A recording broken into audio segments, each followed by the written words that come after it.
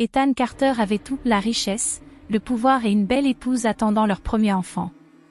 Mais, une nuit orageuse, elle disparut sans laisser de traces, ne laissant derrière elle qu'une note énigmatique. Des années plus tard, une rencontre fortuite avec une petite fille révélerait des secrets qu'il n'avait jamais soupçonnés. Pendant 5 ans, Ethan Carter vécut avec cette question obsédante, qu'est-il arrivé à sa femme et à leur enfant à naître? La femme qu'il aimait s'était volatilisée, le laissant noyer dans la culpabilité et les questions sans réponse. Mais lorsqu'il aperçoit une petite fille noire avec ses mêmes yeux verts perçants, son monde s'arrête. Pourrait-elle être sa fille? Et si c'est le cas, qu'est-il réellement arrivé à Naomi? Si cette histoire vous a touché, n'oubliez pas d'aimer, de commenter et de partager vos impressions. Comment auriez-vous réagi à la place de Maya? Abonnez-vous pour découvrir d'autres histoires puissantes et émouvantes qui touchent le cœur. Le doux murmure de la pluie contre la vitre remplissait le manoir silencieux. À l'intérieur, Ethan Carter se tenait près de la grande fenêtre, un verre de whisky intact à la main. Il avait bâti son empire de ses propres mains, une richesse incommensurable, un pouvoir envié de tous. Mais malgré tout, un vide persistait dans son regard. De l'autre côté du vaste salon, Naomi était assise sur le canapé, ses mains caressant doucement son ventre arrondi. Elle était rayonnante, même sous la lueur tamisée du lustre. Ethan l'aimait d'un amour qu'il n'avait jamais connu auparavant, mais l'amour ne suffisait pas toujours. Sa famille le lui avait fait comprendre. Victoria Carter, sa mère, était une femme attachée aux traditions. Elle n'avait jamais accepté Naomi, ne l'avait jamais jugée digne du nom des Carter. Dès le début, la tension avait été palpable, des sourires de façade masquant un rejet glacial, des conversations à voix basse qui s'interrompaient dès que Naomi entrait dans la pièce. Même le personnel de maison, formé à la discrétion, ne pouvait cacher son malaise. Ethan avait promis à Naomi que rien de tout cela n'avait d'importance, que son amour suffirait. Mais le poids des attentes l'écrasait, l'attirant vers de longues heures de travail, laissant Naomi seule dans une maison qui ne se sentait jamais comme un foyer. Et dans ce silence, le doute s'était insidieusement installé. Elle avait tenté d'ignorer les regards, les murmures étouffés derrière les portes closes. Mais ces derniers temps, quelque chose avait changé. Un sentiment grandissant d'inquiétude, la désagréable sensation d'être épiée. Elle voulait en parler à Ethan, mais il avait déjà tant à gérer. Alors, elle garda le silence. C'était sa première erreur. La tempête s'était levée sans prévenir. Le tonnerre grondait dans la nuit tandis qu'Ethan s'agitait dans son sommeil, cherchant Naomi à tâtons. Mais sa main ne rencontra que des draps froids. Ses yeux s'ouvrirent brusquement. La chambre était sombre, trop calme. Il se redressa, l'appela, mais aucune réponse. La maison semblait différente, vide, comme si quelque chose avait été arraché. Sur la table de nuit, une enveloppe solitaire l'attendait. Son nom y était inscrit de la fine écriture de Naomi. D'une main tremblante, il déplia la note. « Pardonne-moi. » Ces mots glacèrent son sang. Il bondit hors du lit, fouillant chaque pièce, chaque couloir. Pas la moindre trace d'elle. La panique s'empara de lui. Il appela la police, mais leurs recherches ne menèrent à rien. Aucune effraction. Aucun signe de lutte. Comme si elle s'était volatilisée. Sa famille réagit à peine. Sa mère posa simplement une main sur son épaule et murmura « Certaines personnes ne sont pas faites pour rester ». Il refusait de croire qu'elle était partie de son plein gré. Quelque chose clochait. Il engagea les meilleurs enquêteurs que l'argent pouvait payer, ratissant chaque recoin de la ville, suivant chaque piste. Les semaines devinrent des mois. Puis des années. Rien. Son monde s'effondra. Son entreprise autrefois florissante passa au second plan, éclipsée par son chagrin. Il cessa d'assister aux événements mondains, cessa de se soucier de sa fortune. Chaque nuit, il s'asseyait à la lueur tamisée de son bureau, fixant cette note, cherchant un sens dans ces 2 mots qui n'en offraient aucun. La femme qu'il aimait était partie. Et avec elle, l'enfant qu'il n'avait jamais connu. Puis, alors qu'il avait perdu tout espoir, le destin plaça un visage familier sur son chemin. La ville avait depuis longtemps perdu son attrait.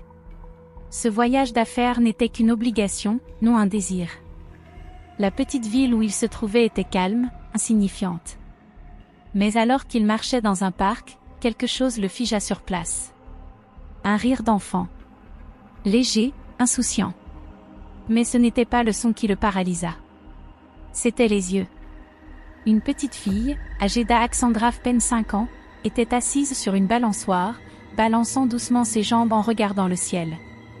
Sa peau était d'un brun chaleureux, ses boucles dansaient à chacun de ses mouvements. Et puis, il y avait ses yeux verts, perçants, exactement comme les siens.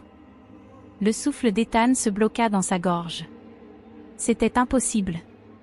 Avant qu'il ne puisse faire un pas, une femme s'approcha de l'enfant. Protectrice, méfiante.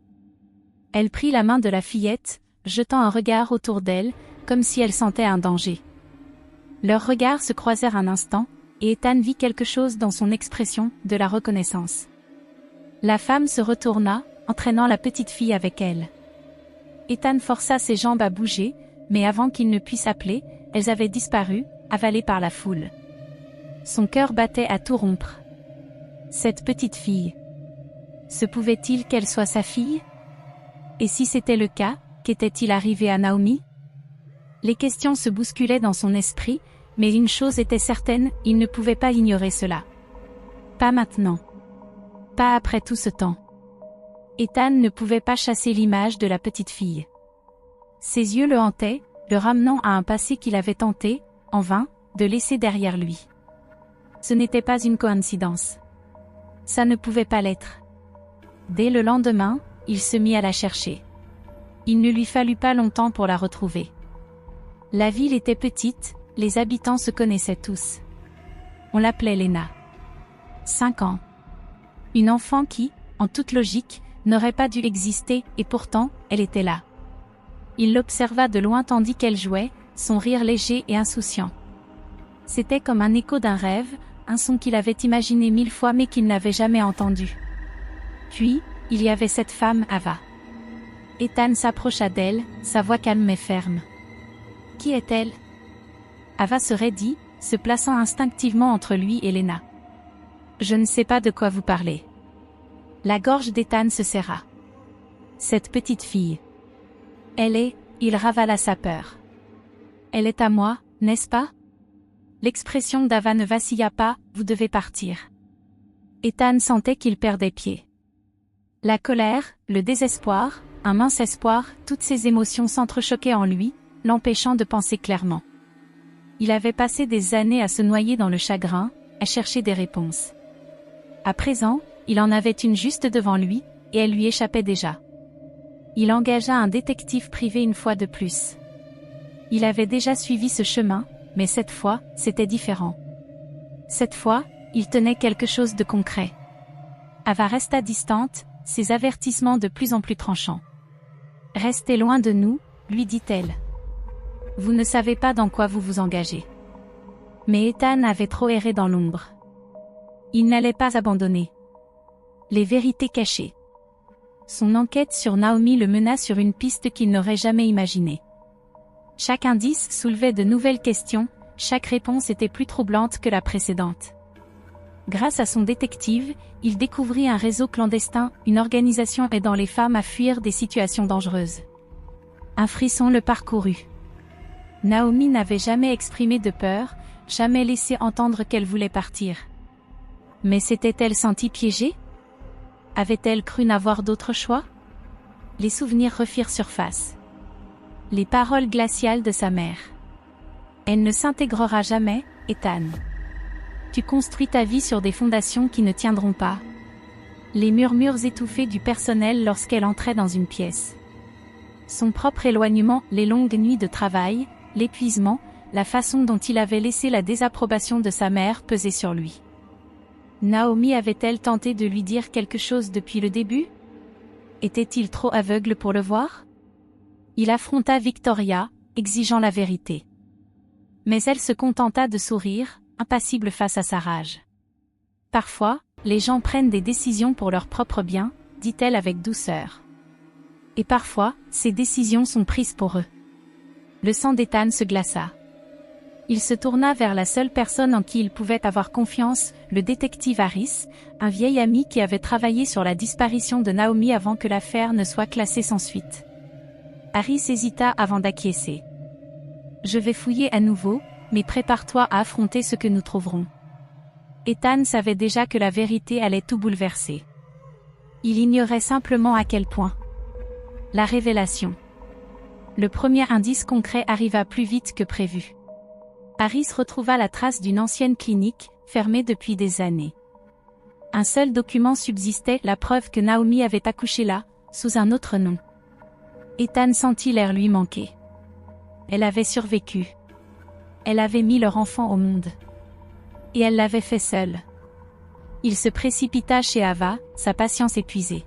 « Tu savais » lança-t-il, la voix brisée.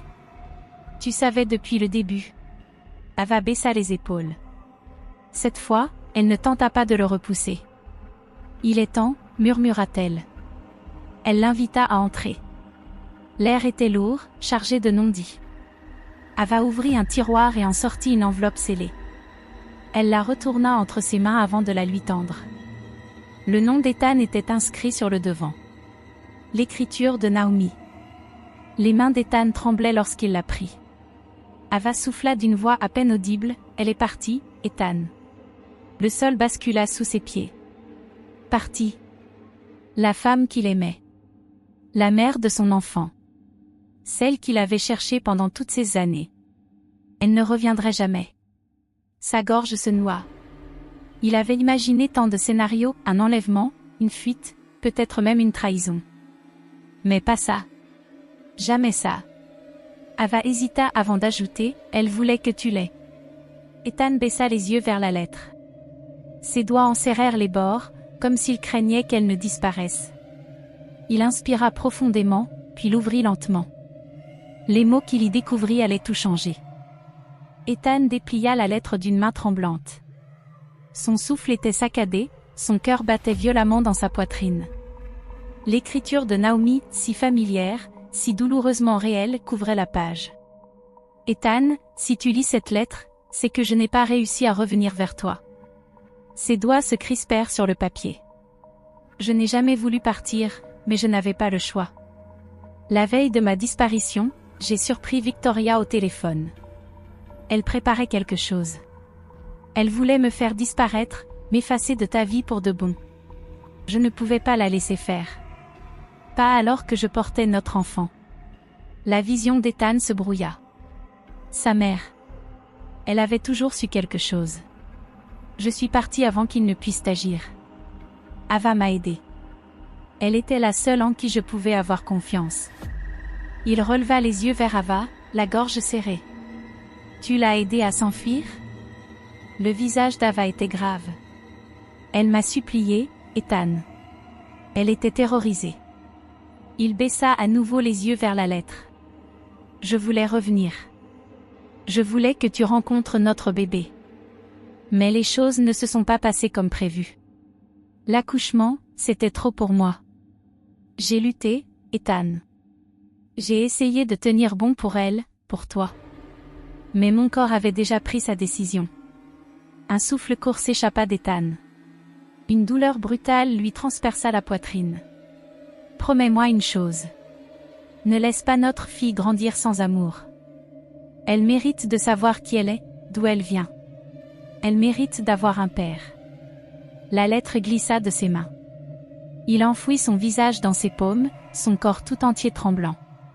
La femme qu'il avait aimée, celle qu'il avait cherchée pendant des années, était morte seule, effrayée, en protégeant la seule chose qu'ils avaient créée ensemble. Lorsqu'il releva enfin la tête, il n'y avait plus qu'une seule chose dans son regard. La détermination. Je vais ramener Lena à la maison. Le combat pour Lena. Ethan ne perdit pas une seconde. Il consulta ses avocats, déterminé à se battre pour la garde de sa fille. Lena était son enfant. Elle avait sa place avec lui. Mais Ava ne céda pas. Naomi ne voulait pas qu'elle soit mêlée à ta famille, déclara-t-elle fermement. Elle m'a fait promettre de la protéger. C'est ce que je fais. Ethan serra la mâchoire. Je ne suis pas ma mère. Ava poussa un soupir. Peut-être pas. Mais peux-tu jurer que Lena ne sera jamais forcée d'entrer dans ce monde-là? Il comprit ce qu'elle voulait dire. Le nom des Carter était puissant, mais avec ce pouvoir venaient des attentes, des obligations. Les mêmes qui avaient tenté d'effacer Naomi de son existence. Une bataille juridique commença. Ava était résolue, mais Ethan avait des preuves, des documents, des témoignages, des indices montrant que Victoria avait orchestré la chute de Naomi, qu'elle avait été prête à détruire des vies pour garder le contrôle. Sa mère ne recula pas. « Tu n'es pas capable d'élever un enfant », cracha Victoria dans la salle d'audience. « Tu laisses tes émotions te dicter tes décisions. Cette fille est mieux là où elle est. » Mais Ethan tint bon. Il avait fait des erreurs, mais il ne laisserait pas sa mère lui voler une autre partie de sa vie. Lena, trop jeune pour comprendre l'ampleur de ce qui se jouait, commença à passer du temps avec lui sous surveillance. Elle était méfiante au début, l'observant avec une curiosité silencieuse. Puis, un après-midi, alors qu'elle jouait avec ses poupées, elle leva ses grands yeux vers lui. « Tu es mon papa ?» Le souffle d'Ethan se coupa. Il déglutit avec difficulté. « Oui » murmura-t-il. « Je le suis. » Elle le scruta un instant, puis hocha la tête, comme si elle l'avait toujours su. Ava, assise à l'autre bout de la pièce, les observait. Et pour la première fois, Ethan vit quelque chose vaciller en elle. Le doute. La vérité éclate. Le procès ne penchait pas en faveur d'Ethan. Ava était la tutrice légale de Lena depuis des années. Aux yeux du tribunal, il n'y avait aucune raison de bouleverser un foyer stable. Puis, un témoin inattendu se manifesta. Une ancienne domestique de la famille Carter, une femme âgée aux traits marqués par la fatigue, se présenta à la barre. « J'ai travaillé pour les Carter pendant plus de 20 ans, déclara-t-elle d'une voix tremblante. J'ai vu ce que Victoria a fait. Elle a rendu la vie de Naomi insupportable. Et cette nuit-là, elle préparait quelque chose pour se débarrasser d'elle. » Des murmures choqués parcoururent la salle d'audience. Victoria se tendit, mais cette fois, elle ne pouvait plus nier l'évidence. La vérité éclatait au grand jour. Le juge trancha en faveur d'Ethan. Il obtint la garde exclusive de Lena. Victoria était finie. Ethan ne se retourna pas en quittant le tribunal. Il avait fait son choix depuis longtemps. Sa famille n'avait jamais été dans la richesse et le prestige. Sa famille, c'était Naomi. Et désormais, c'était Lena. Mais un dernier défi restait. Lena allait-elle l'accepter? Un nouveau départ. Ce soir-là, la pluie battait contre les fenêtres de la maison d'Ava. Ethan se tenait sur le seuil, trempé, le cœur prêt à exploser. Ava hésita, puis s'écarta pour le laisser entrer. Lena était assise sur le sol, triturant nerveusement le tissu de sa robe. Elle leva les yeux vers lui, ses prunelles vertes pleines de questions. Ethan s'agenouilla devant elle, sa voix à peine audible. « Je suis ton père. » Un silence. Puis, lentement, les petits bras de Lena entourèrent son cou. Ethan la serra contre lui, ses larmes se mêlant à la pluie. Il avait perdu Naomi. Mais il ne perdrait pas leur fille. Cette fois, il ne la lâcherait pas. Ethan était assis en face d'Ava, dans le calme de son salon. L'orage dehors s'était dissipé, mais le poids de leur conversation restait suspendu dans l'air. « Je ne cherche pas à te l'enlever, » dit Ethan, sa voix ferme mais douce. « Mais elle est ma fille.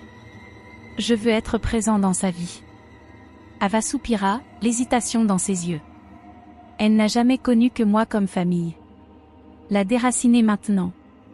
Elle s'interrompit, luttant contre l'indécision. « Je ne veux rien lui enlever. Je veux juste être son père, » murmura Ethan. Un long silence s'installa avant qu'Ava ne finisse par hocher la tête. « Nous irons doucement. Lena reste avec moi pour l'instant. Mais tu feras partie de sa vie. Et quand elle sera assez grande, elle saura qu'elle a le choix. » Un profond soulagement envahit Ethan. Ce n'était pas la garde complète, mais c'était un début. Un nouveau départ. Dans les semaines qui suivirent, Ethan se consacra entièrement à son rôle de père. Chaque instant libre était pour Lena, lui lire des histoires, l'emmener au parc, répondre à ses innombrables questions. Au début méfiante, elle finit par s'ouvrir, et un jour, elle l'appela enfin « Papa ». Une soirée, Ethan se retrouva devant la tombe de Naomi, le vent soufflant doucement entre les arbres. « Je l'ai retrouvée », murmura-t-il en s'agenouillant. « Elle est magnifique, Naomi. Elle est forte, comme toi. » Il déposa une rose blanche sur la pierre. « Je te promets de l'aimer pour nous deux. » Les larmes lui montèrent aux yeux alors qu'il murmurait « Tu me manques. » Mais en se relevant, il ressentit quelque chose de différent, une paix qu'il n'avait pas connue depuis des années.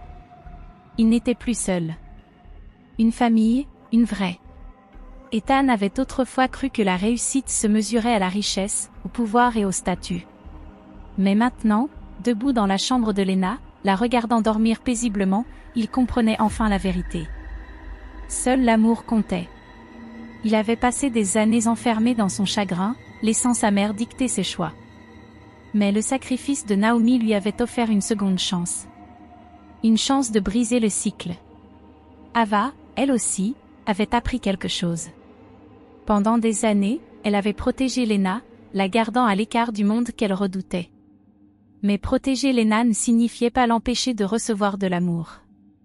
Un jour, alors qu'ils observaient Lena jouer, Ava souffla. « Elle a de la chance de t'avoir. » Ethan sourit doucement. « Nous avons de la chance de l'avoir. » À la fin, la justice avait triomphé. La rédemption avait été trouvée.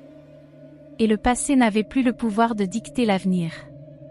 Lena grandirait en connaissant non seulement l'amour de sa mère, mais aussi l'amour inébranlable de son père. Des années plus tard, Ethan ajusta sa cravate au milieu d'un auditorium scolaire, le murmure de la foule en arrière-plan. Lena, maintenant adolescente, s'approcha avec un sourire timide. « Ce n'est qu'une danse, papa. » Il rit doucement.